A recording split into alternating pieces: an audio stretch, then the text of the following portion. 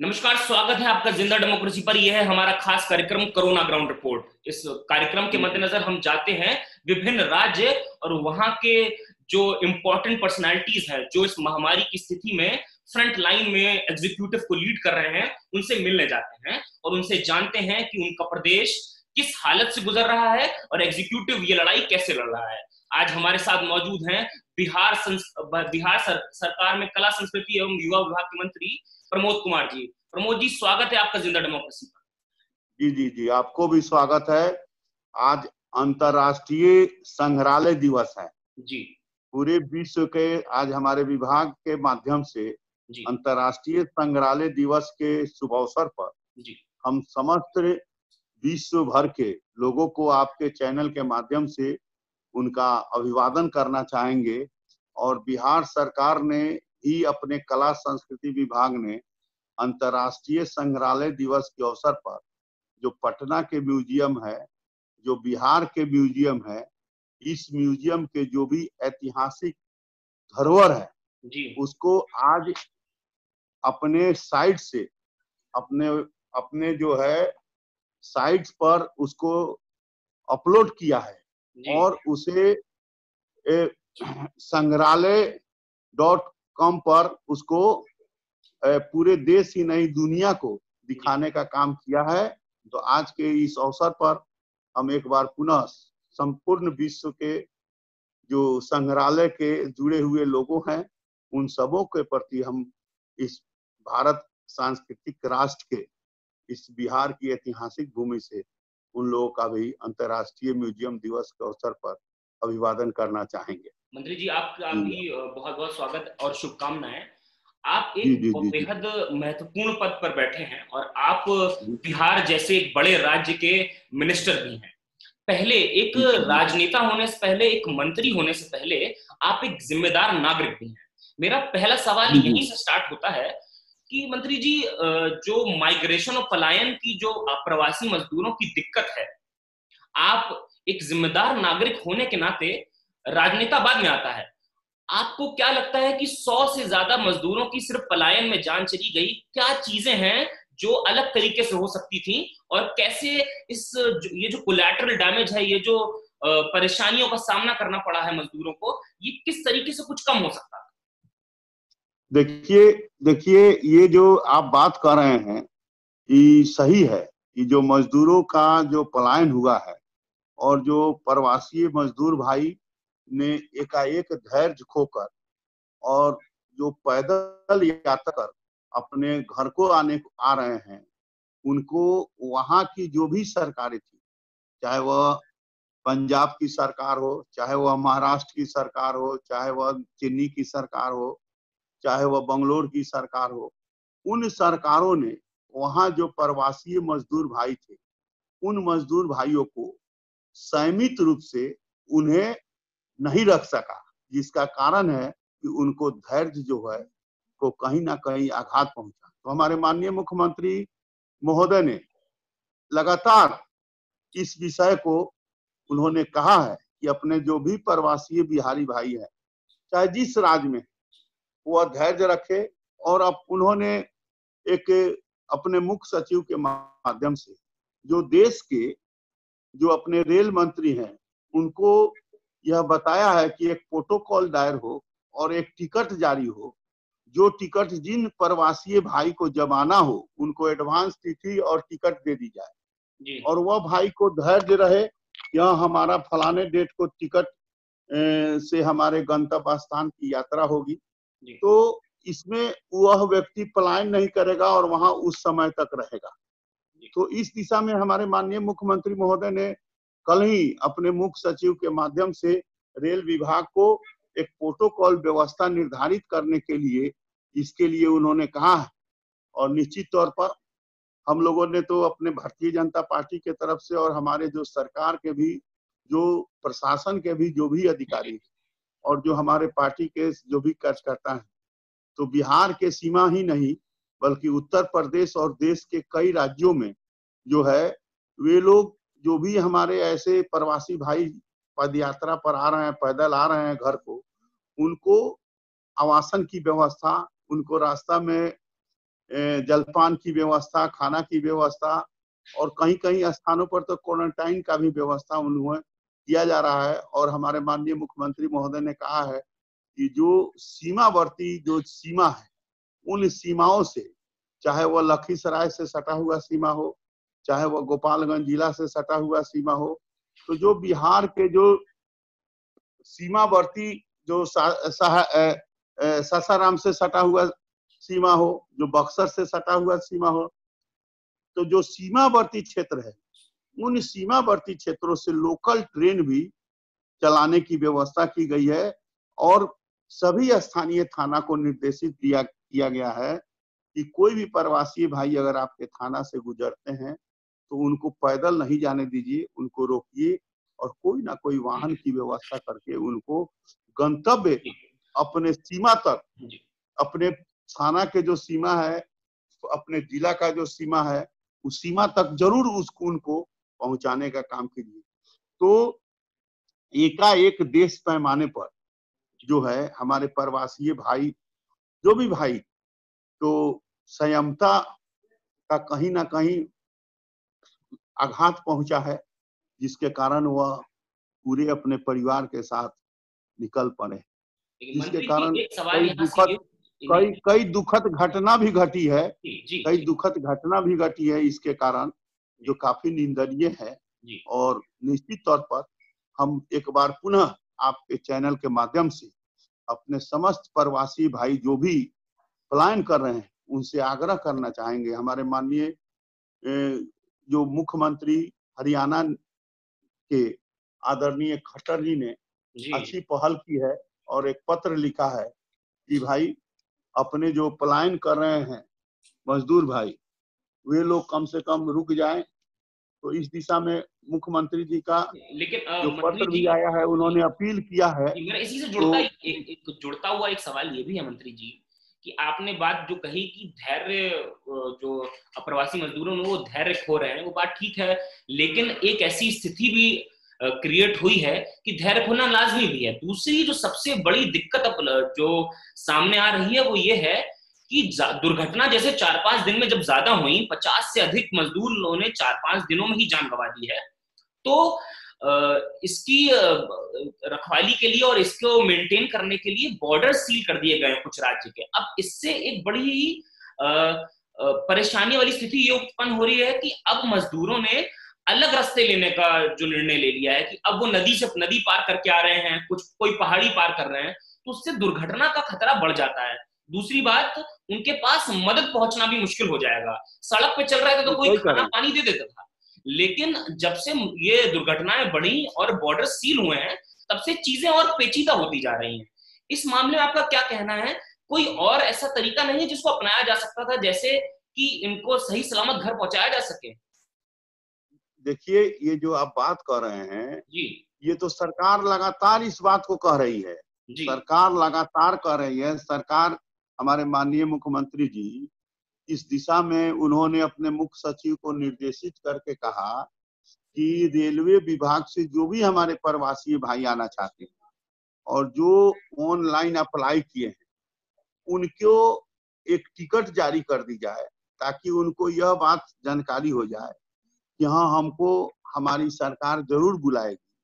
और वह उस हिसाब से अभी भी बिहार के अंदर लगभग 4 लाख से 5 लाख से ज्यादा लोग आ गए। तो और इसमें लगातार 43 ट्रेन जो है लोकल जगह पर चलने के लिए लगा और 272 ट्रेनें बिहार में अब तक आई है। 272 ट्रेनें आई है। और आपसे बता दें कि 43 ट्रेनें जो 8 जोड़ी जो बिहार के अंदर गोपालगंज, दानापुर, कैमूर सब से लगा हुआ है। लेकिन अब ये जो लोग हैं, जो उन लोगों के बीच कुछ ऐसे तत्व भी घुल मिल गए हैं जो उनको इस कदर से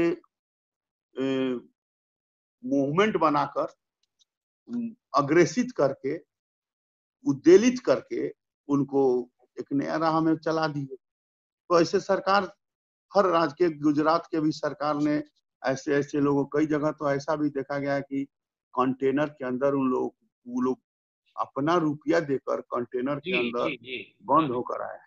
जी तो ये उन लोगों के बीच जो धैर्य के जो सीमा है उसको हम आपके माध्यम से अपील करना चाहेंगे, और समाज के सभी लोगों से, कि ऐसे जो हमारे प्रवासी भाई जहां भी यात्रा कर रहे हैं उनको निश्चित तौर पर उनको रखना चाहिए, उनको चिंता करनी चाहिए। और जैसे सरकार, राज्य सरकार कर रही है, कई सामाजिक संगठन हम लोग आपके चैनल के माध्यम से देख रहे हैं, इससे कई संगठन भी लगा हुआ है। जी और हम आपके माध्यम से उन्हें एक बार फिर अपील करना चाहेंगे कि ईश्वर उन्हें सुबुद्धि दे, धैर्य का से जहां भी रहें वहां धैर्य के साथ रहें। और सरकार, हर सरकार इनके प्रति गंभीर है, और हमारे माननीय प्रधानमंत्री भी लगातार अपील कर रहे हैं। हम हर सरकार के माननीय मुख्यमंत्री लोग अपील कर रहे हैं, तो इसका तो मंत्री जी, अनुपालन एक करना सवाल ये चाहिए। यहाँ अब से उठता है जी जी, एक सवाल कुछ लोग जो है ये बात आप कहें कि खुरपेड़िया रोड पकड़ लिए हैं, तो कुछ लोग नदी नाला धर जी लिए जी हैं, जी जी, कुछ लोग जंगल का रास्ता पकड़ लिए हैं। तो और इसका कारण पेचीदा है स्थिति कि हो जाएगी ऐसे में हाँ, सरकार वो को बहुत कुछ कुछ पुख्ता पेचीदा के कदम साथ उठाने की साथ बहुत जल्दी। पेचीदा के साथ साथ वे दुर्घटनाग्रस्त भी हो रहे हैं, जो निंदनीय है। हमने तो कहा है कि ये काफी निंदनीय है, जी और इसके लिए सरकार भी गंभीरता से चिंतित है। तो अब इसमें हम लोग तो ईश्वर से ही प्रार्थना करेंगे कि उन्हें भगवान सुबुद्धि दे, धैर्य का सीमा बढ़ावे। दूसरी, अब इसमें जो है सरकार जो है एक सिस्टम से चलती है, सरकार एक व्यवस्था से चलती है, जी सरकार एक कानून के तहत चलती है। अब सरकार ऐसा नहीं, सरकार कल्याणकारी सरकार होती है, सरकार लोकहित की काम करती है, सरकार संविधान के मर्यादाओं के साथ जुड़ी हुई काम करती है। जी अब इस सभी सीमाओं को कोई लांघ कर और एक बैग कूद जाए, तो उसमें तो सरकार का भी क्या, आप समझना पड़ेगा कि सरकार क्या करे। हाँ, नहीं सही, अब सरकार की सरकार, सीमितताएं प्रमोद जी हैं। ये तो परिस्थिति, ये जो बात समझिए, ये तो परिस्थिति कुछ ऐसे, ये बार बार हमारे जो माननीय मुख्यमंत्री जी और भी कई सरकार के लोग कह रहे थे कि भाई इसको, और हम लोगों ने तो यहाँ देश पैमाने पर जो बिहार फाउंडेशन है उसके माध्यम से, और बिहार के इन 20 लाख प्रवासियों के खाते में हम लोगों ने, हमारे माननीय मुख्यमंत्री ने 1,000 रुपया भेजने का काम किया है। जी तो ये सब तो हम लोग सहयोग कर ही रहे थे, नहीं और बिल्कुल कई राज्यों की सरकार भी उन लोगों को खाना पीना की व्यवस्था कर रही थी। नहीं मंत्री लेकिन जी इन लोगों के अंदर एक जुनून बन गया कि नहीं, जो हमको चलना है, जी जी चलना है। जुनून, वही अलग मंत्री जी जुनून क्या, ऐसी स्थितियां हैं कि खाने का नहीं रहने का नहीं है, जहां रहते हैं जो ठेकेदार उन्हें ले गए रहे, जिन्होंने उनको वहां ठेका पर बुलाया था, अब उन्होंने पैसा देना बंद कर दिया है, उनकी भी मजबूरियां हैं, जहां रहते थे वहां खाना नहीं मिल पा रहा है। यही इससे नु यही सब नु व्यक्ति को एक जुनून पैदा करता है। जी यही जी परिस्थिति के कारण ही जुनून पैदा होता है। जी परिस्थिति जब निर्माण होता है, कोई भी परिस्थिति जब मनुष्य के अंदर सामने दिखाई देता है, तो उसके उसके सामने एक नया जुनून पैदा हो जाता है, जिस जुनून के तहत वह चलना शुरू कर देता है, और जिसके कारण वह यह सोचता नहीं है कि इसका जय क्या होगा, विजय क्या होगा, इसका पक्ष क्या होगा, इसका विरोध क्या होगा। और जब सामने परिस्थिति आ जाती है तो वैसे दुर्घटना का भी शिकार हो जी जी जी जाती है। मंत्री जी जी, तो तो यही, आपने जो ये बातें कही, ये बहुत सूझबूझ की बातें तो आप कह रहे हैं, लेकिन एक देखा जाए तो सरकार एक तरीके से चलती है और सरकार की कुछ सीमितताएं भी हैं, ये बात तय है। लेकिन जो प्रवासी मजदूर इतनी दूर से जो चलना स्टार्ट कर दिए थे, जिन्होंने जो दुर्घटनाग्रस्त हो गए, जैसे कि आप देखिए औरंगाबाद की घटना भी बड़ी ही हृदय विदारक घटना रही। ऐसे में फिर सरकार ने उनके शवों को अपना ट्रेन से भेजा गया। क्या मदद मदद में कुछ देरी हुई, आपको लगता है ऐसा कि कुछ जल्दी जगना चाहिए था? हर तरीके की सरकार हो, सिर्फ आपकी सरकार नहीं, मैं बात चाहता हूं कि बात पूरी समझिए, एग्जीक्यूटिव को क्या जल्दी बात थोड़ा जगना समझिए। चाहिए था। अब प्रवासी मजदूर का जो दर्द है वो देर में नोटिस में आया, क्योंकि पूरे देश की सरकारें इसी कोरोना की उधेड़बुन में व्यस्त थी। देखिए, ये कोरोना जो है, जी ये कोरोना कोरोना की जो धारा है, जी सरकार अभी कोरोना के इलाज में पड़ा हुआ है। जी जी जी सरकार वैसे कोरोना वाले लोगों का जहां जहां निकलता है उस जगह को लॉकआउट करके जी उसको चिन्हित करके, उसकी पहचान करके इस दिशा में बढ़ा। जी अब यह इसके कारण से, प्रवासी भाइयों के आने के कारण से जी आज देश का ही नहीं, बिहार का भी जी कोरोना का जो रफ्तार जिस गति से बढ़ा है, जी यह भी एक चिंतनीय विषय है। जी और इसको इस वैश्विक महामारी में जी जो आज दुनिया के स्तर पर जी जो भारत का ग्राफ था, वह इसी 10 दिन के अंदर जिस तेजी से बढ़ा है, जी यह भी एक समझिए कि भारत के सामने एक बहुत बड़ी चुनौती हो गई। जी प्रमोद यह जी, भी एक गंभीर मेरा चुनौती है। इसी से जुड़ा अगला सवाल तो ये है। ये जी ये जो आप बात कर रहे हैं जी कि देखिए, सरकार, कोई भी सरकार, जी कभी सरकार कल्याण हितकारी होती है। जी सरकार हर हर पब्लिक के सेवा की काम करती है। जी और सरकार के माने क्या है? सरकार के जो अधिकारी हैं, सरकार के जो समर्थक हैं, सरकार के जो शुभचिंतक हैं, और जो भी मनुष्य हैं, तो ये आपदा के समय में नर सेवा नारायण सेवा है। तो जो भी मनुष्य है, और एक आदमी अगर दूसरे की सेवा करता है, तो वह बहुत, सरकार से तो भी ज्यादा लोग ऐसे हैं। अब रतन टाटा इतना बड़ा राहत दिया, कहीं भी उसका नाम कोई समाचार एजेंसी में दिखा है?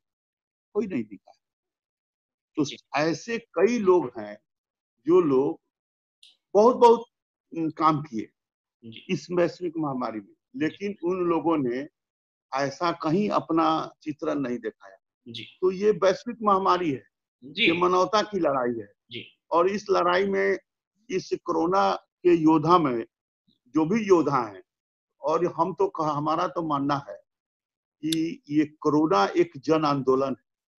हम सत्याग्रह के भूमि चंपारण के मुख्यालय मोतिहारी के विधायक, जी तो हमारे यहाँ महात्मा गांधी आए 1917 में, जी और नीलों के खिलाफ आंदोलन में आए, जी और नीलों के खिलाफ लड़ाई शुरू हुआ। और यही सत्याग्रह का चंपारण देश को आजादी का एक नया दिशा ही नहीं दिया, एक दर्पण दिया, और जी भारत की आजादी हुई और स्वराज मिला। जी तो एक जन आंदोलन के तहत, उसी तरह हमारे देश के प्रधानमंत्री महोदय ने एक जन आंदोलन का इनकलाब किया, और देश में स्वच्छता मिशन का अभियान चलाया, और भारत के करोड़ों परिवार के अंदर शौचालय का निर्माण भी हुआ, और शौचालय में जाने का, प्रयोग करने का उनका व्यवहार में भी यह चीज आया, एक जन आंदोलन हुआ। उसी तरह देश के सामने WHO ने कहा था कि 2 ड्रॉप पोलियो के नाम, और उस 2 ड्रॉप पोलियो के नाम से हमारे भारत के समस्त समाज सेवी लोग, सरकार के लोग, हर घर घर जाके उनके घर के दीवालों पर लिखकर उनके बच्चों को 2 ड्रॉप पोलियो पिलाकर जी आज जी पोलियो मुक्त भारत बनाने का काम किया, एक जन आंदोलन ने किया। जी उसी प्रकार ये जो कोरोना का जो वैश्विक महामारी है, इसको भी एक जन आंदोलन के तहत हर घर घर हमारे आशा के बहने, हमारे ANM के लोग, हमारे सेविका बहने, सहायिका बहने, और भी कई लोग घर घर जाकर इसका स्क्रीनिंग करने का, माइक्रो स्क्रीनिंग करने का काम कर रहे हैं। और कई समाज के ऐसे लोग जो कभी इस समाचार के सुर्खियों पर नहीं चढ़ते, और वह लगातार अपने घर से भोजन बनाकर, राशन बनाकर लेकर, और गांव गांव जाकर वैसे लोगों को वह देने का भी काम। तो ये जन आंदोलन है, और इस जन आंदोलन में जो इसकी जागरूकता है, उस जागरूकता को गांव गांव, गली गलियारे जाना है, और बताना है कि सोशल डिस्टेंस, 2 गज दूरी बनाइए, हाथ को साबुन से मलिए। और जो हमारे कोरोना योद्धा हैं, सफाई कर्मी हैं, स्वास्थ्य कर्मी हैं, चिकित्सा कर्मी है, मीडिया कर्मी है, और भी अन्य कई जो हमारे इस सेवा में लगे लोग हैं, उनकी सम्मान। ये जन आंदोलन की इस जागरूकता का अभियान है। और ये सुन लीजिए, ये लंबी लड़ाई चलने वाली है, 6 महीना का लड़ाई नहीं, जी ये लड़ाई लंबी चल रही है। जी तो हम आपके माध्यम से समस्त देशवासियों को भी, और जो हमारे प्रवासी भाई आ रहे हैं उनसे भी हम आग्रह करना चाहेंगे कि मेरे भाई, इस जन आंदोलन को प्रधानमंत्री जी ने 4 साल का इसका पैकेज दिया है, और इस 4 साल के पैकेज में आपको बता दे कि जितनी 20 लाख हजार करोड़ जो पैकेज दिया है, इसमें स्किल डेवलपमेंट होगा। जो प्रवासी भाई आए हैं उनको 10,000 रुपया दिया जाएगा, 1 साल तक उनको कोई वापसी नहीं होगा, और 40 करोड़ हजार करोड़ रुपया मनरेगा पर खर्चा। और इस तरह हमारे बिहार के अंदर भी जो रोजगार सृजन के तहत, आपसे बता दे कि जो लगभग जो है मनरेगा के तहत जो हम लोग के जो रोजगार का जो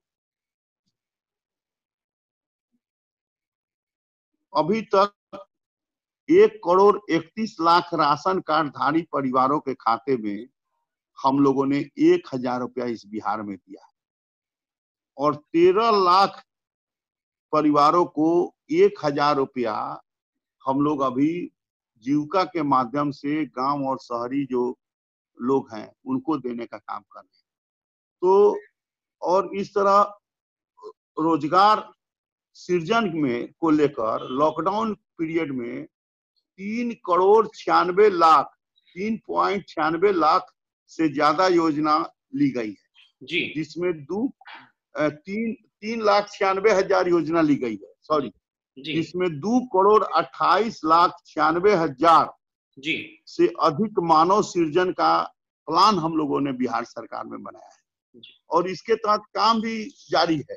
तो ये सब जो अभियान है, जो और क्वारंटाइन सेंटर हम लोग के यहाँ जो ये जो प्रवासी भाई आ रहे हैं इनको लेकर 6,209 हो गया है, और इसके गांव स्तर पर जिसमें और बढ़ाया जा रहा है, और अब तक लगभग 3,53,122 से ज्यादा लोग अभी इस क्वारंटाइन सेंटर पर आवास कर रहे हैं, और स्कूल कॉलेज सब बंद है। रोजगार सृजन के दिशा में हम लोग लगातार काम कर रहे हैं।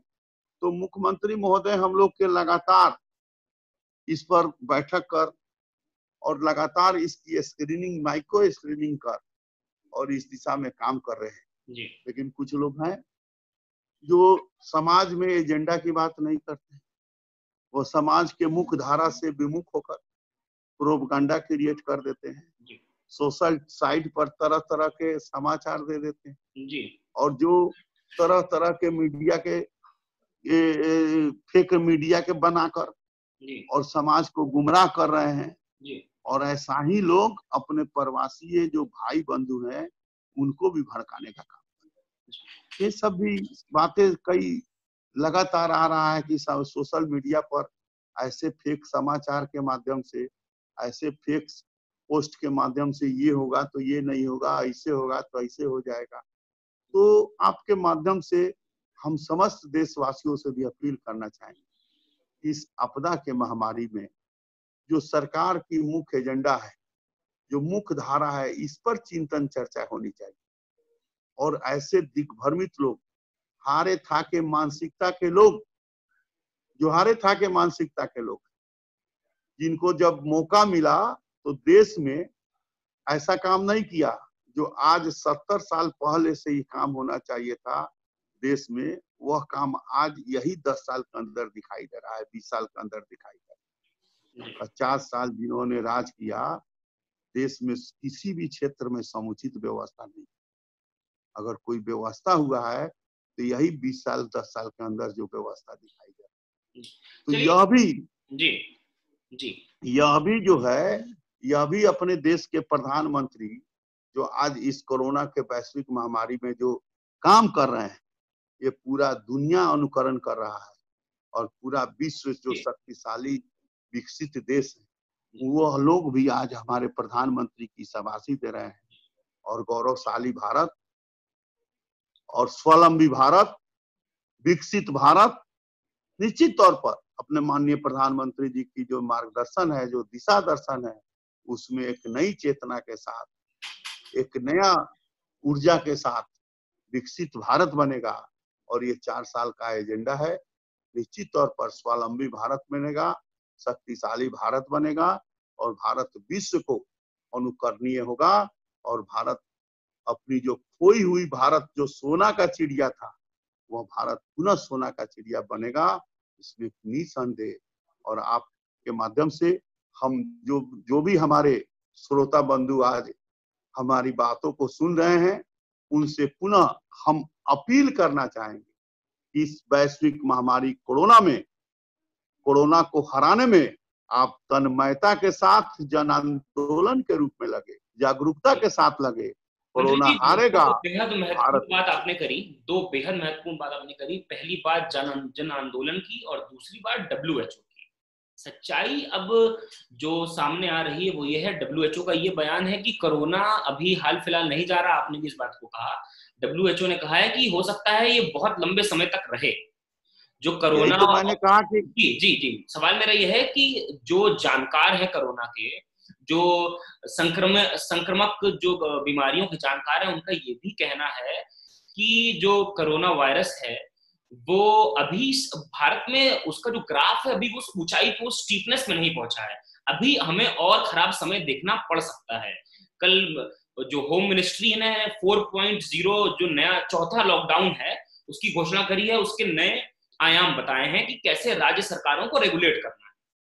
अब ऐसे में जब लड़ाई लंबी दिख रही है, अर्थव्यवस्था को भी चलाना या उसको थोड़ा बहुत हिलाना डुलाना बहुत जरूरी है सरकार को चलाने के लिए, राज्य को चलाने के लिए।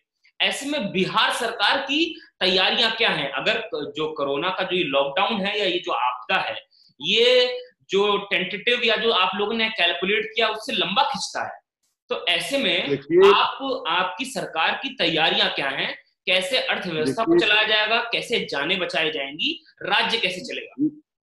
बात समझिए, अभी जो मैंने आपको पहले ही कहा कि हमारे प्रधानमंत्री महोदय ने इसको 4 साल का पैकेज दिया है और समस्त मुख्यमंत्री महोदय से जो विचार विमर्श करके ये जो 20 लाख हजार करोड़ का जो पैकेज है, ये 4 साल का पैकेज है। ये त्वरित वाला पैकेज नहीं है। तो ये आर्थिक जो अपनी नीति है, इस आर्थिक नीति को अभी जो हम लोग के जो बिहार सरकार का जो MGDP, जो राज्य के सकल घरेलू उत्पादन थे, उसमें जो 3% सरकार को 3% ही लोन लेने की क्षमता थी, यही आदेश था। तो उसके तहत 39,341 करोड़ रुपया हमको ऋण लेना था। लेकिन भारत सरकार ने कहा इस वैश्विक महामारी के संकट में आप 5% अपने सकल घरेलू उत्पादन का ऋण ले सकते हैं, और जिसके कारण 12,992 करोड़ अतिरिक्त आज बिहार सरकार को ये राशि प्राप्त हुई। तो यह भी जो राशि है ये बिहार के विकास के दिशा में, और हमारे माननीय मुख्यमंत्री जी अर्थव्यवस्था को, जो हमारे प्रवासी भाई आ रहे हैं उन सबों को उद्योग विभाग के माध्यम से उनकी मनोस्थिति की स्क्रीनिंग की जा रही है कि को क्या करना चाहता है जी। और हमारे प्रधानमंत्री जी उस आर्थिक पैकेज को दे रहे हैं, बिहार सरकार द्वारा भी उस पैकेज को दिया जा रहा है, और हर सिस्टम को ऑनलाइन किया गया है जी। तो इस तरह इस वैश्विक महामारी में निश्चित तौर पर जो अभी हम लोग जिस परिस्थिति को झेले हैं, तो आर्थिक संकट तो होना ही है, ये पूरी दुनिया के पैमाने पर होना है। अब इसी आर्थिक संकट में हमें जागरूकता के साथ जन आंदोलन के रूप में इसको विकसित भारत, विकासशील भारत को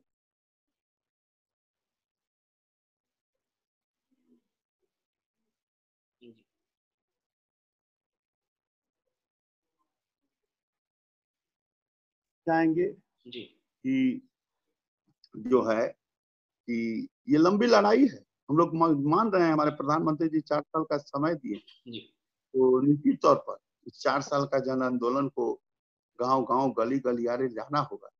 जागरूकता के इस अभियान को बताना मंत्री जी और आखिरी सवाल आपसे और मेरा ये निश्चित है तौर पर ये लड़ाई जो है, एक बात मैंने जिस जन आंदोलन की बात कही है जी, ये जन आंदोलन जो है, ये जन आंदोलन जो है एक नया स्वरूप दिखाएगा और जो देश के जो ग्लोबल जो युग है, वैश्विकरण के जो युग है, जिन बातों की चर्चा दुनिया के पैमाने पर होना दिख रहा है, वह निश्चित तौर पर ये दुनिया के पैमाने पर ये जन आंदोलन कोई ना कोई एक नया रूप दिखाएगा। मंत्री जी तो आखिरी सवाल मेरा आपसे आखिरी बेहद महत्वपूर्ण सवाल ये है कि बिहार राज्य एक ऐसा राज्य है जहां से बहुत सारे लोग माइग्रेट करते हैं रोजी रोटी के लिए, अप्रवासी मजदूर जिन्हें कहते हैं, जिन्हें माइग्रेंट्स कहते हैं, वो अब वापस आ रहे हैं। कोरोना की लड़ाई लंबी चलनी है, ये आपने भी कहा है, ये मिनिस्ट्री ने कहा है, हेल्थ एक्सपर्ट्स भी यही कह रहे हैं। तो ऐसे में अभी अब वापस तो आ गए हैं, एक तो ये जो टाइम स्पैन होगा इसमें इनका रोजगार या इनके भूख का, इनकी पेट का क्या ख्याल रखा जाएगा? और लॉकडाउन के बाद जब लॉकडाउन खुलेगा तो उसके बाद ये लंबे समय तक अभी जाने की स्थिति में रहेंगे नहीं। तो बिहार राज्य जो है, बिहार की जो सरकार है, वो क्या प्लानिंग कर रही है, क्या तैयारियां कर रही है इनको रोजगार मुहैया कराने के लिए? देखा जाए, बिहार के लोग हुनर वाले लोग होते हैं, हुनर वाले लोग। कल एक बात गंभीरता से लीजिएगा, हुनर वाले लोग होते हैं।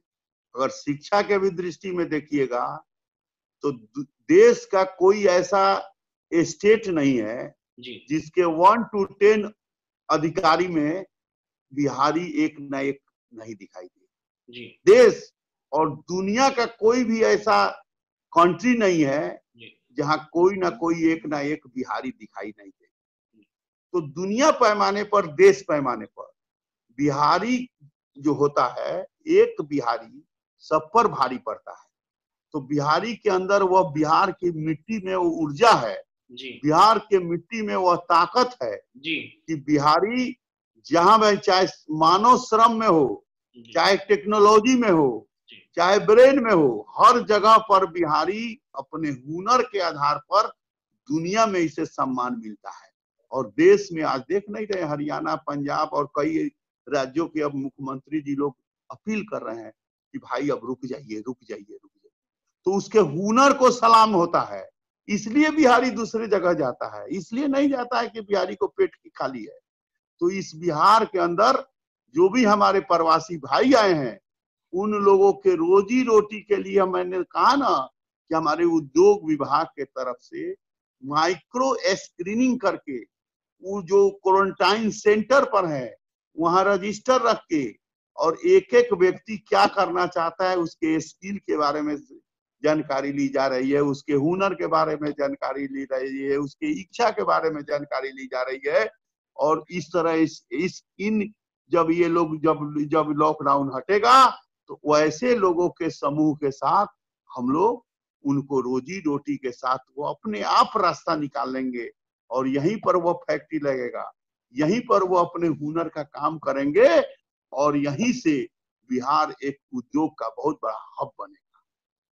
मंत्री जी बहुत बहुत शुक्रिया आपका हमसे जुड़ने के लिए। आपने कुछ बहुत महत्वपूर्ण बिंदुओं पर बात करी, चाहे वो प्रवासी मजदूर हों, चाहे लॉकडाउन हटने के बाद अर्थतंत्र को चलाना हो, चाहे पैकेजेस की बात हो या केंद्र सरकार की मदद की बात हो।